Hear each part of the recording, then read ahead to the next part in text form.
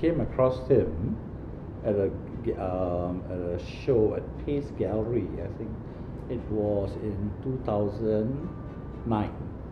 In a way, I was lucky because I was first exposed to the transition of Ali's paintings in between 2007 and 2008. I was struck by his work, Imitations After Caravaggio, and that was the first piece that he had done, starting off that series. We never knew that, we had Malaysian artists who could come up with such paintings. Ali was an emerging young artist at that time, and he opened my eyes to the fact that we were having a new generation of younger artists who were beginning to perform at a very interesting level. When we started to look at renovating our Premier Centre branch in Penang, we wanted to collect artwork of Penang Nights, and I think Ali's painting was right up top of our list when we were choosing our art pieces. I saw this painting and I fell in love with it.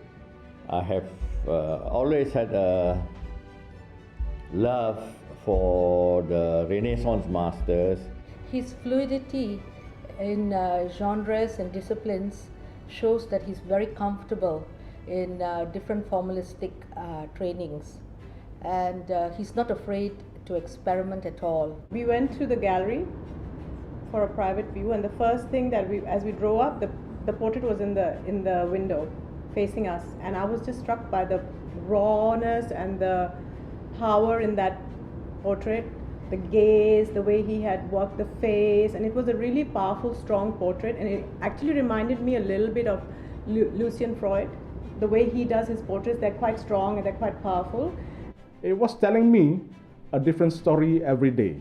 If you look at the strokes and you look at the play of colors, You want the works that are strong, that make an impact, that affects you in some way or the other. there was a bit of I would say a criticism on society, where it was telling a story on what's going on with the society at that point of time. He expresses himself well through himself. I think he has an artist. He has evolved dramatically over the years. As a collector of Ali and a follower of what he does, identifying the periods of transition becomes very important for the collection. So having the After Caravaggio, Imitation After Caravaggio, the first one, and then coming back to this, going through Alism itself, that at every stage of his development we were following it. And I found it quite interesting that we were able to identify the transition going within the artist itself, where he was now creating figurative works in an abstract expression, in an abstract approach, using gestures and expressionist strokes to deliver a figure. And I was quite struck by the fact that he had achieved it in such a strong manner, and I could see the figure literally suspended in motion. So you realize that he had now come to a different level in his evolution as an artist. Now and then it's almost impossible to compare. I think he's definitely very well established in the upper tier of the Malaysian contemporary art, and he's quite different than most. I think his technique and imagination creates art that we normally don't see here. I mean, large scale is very hard to do anyway, and I think the fact that Ali did the three works were extremely large, and they all had so many figures in it. This one has one figure, I believe the other one had a few figures, and it was like, wow, you know. So technically, formalistically, very strong, and he wants to go beyond that. Well, the people who come to my house normally come to visit us, not really specifically art lovers, and sometimes I have business people come to have meetings here because I don't like to go out, so I just have my meetings here. But I noticed that as they come in, they tend to look into the dining room and notice this painting because it's quite, not only a centerpiece, it's quite attractive, it attracts attention, and they all like to come and have a look at it. which is very strange because they are